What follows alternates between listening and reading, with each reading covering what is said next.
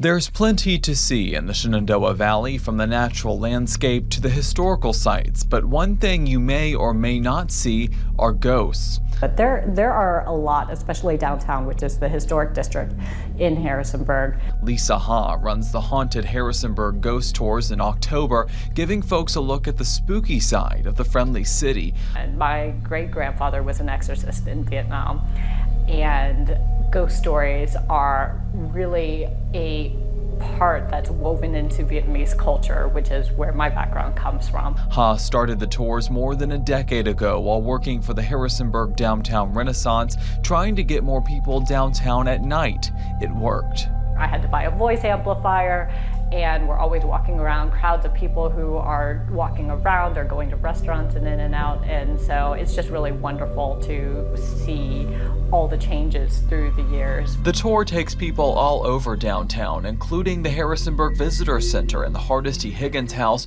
partially named after the city's first mayor, Isaac Hardesty. The ghost of Isaac Hardesty is said to haunt the Hardesty Higgins house, and Ha tells me that one of her old co-workers actually saw his ghost in this corner in the upstairs part of the building. When I worked in the building, sometimes I would be the last one out of the building, and you would make sure that all the doors were locked, and then you would leave.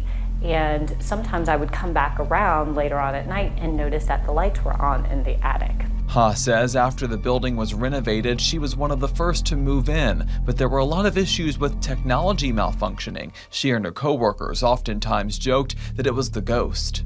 Brenda Black, who's the manager here at the tourist center, got a phone call from the house. She recognized the number and she picked it up, and nobody was there. And that happened to her 4 times, where the house called her and there was nobody on the other end. Even during our interview with Ha, our microphone suddenly stopped working.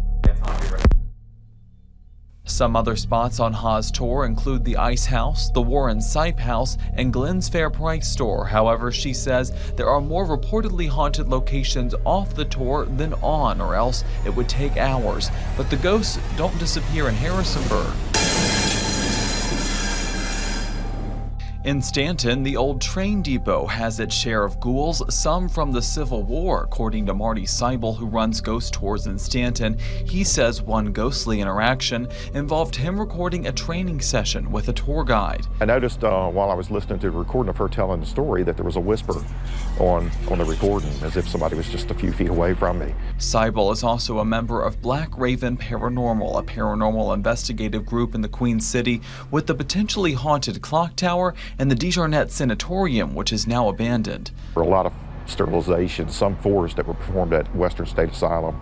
We're not exactly sure if they were performed at DeJarnette. It was named in his honor, but it does have a long and what some people would consider an ugly history.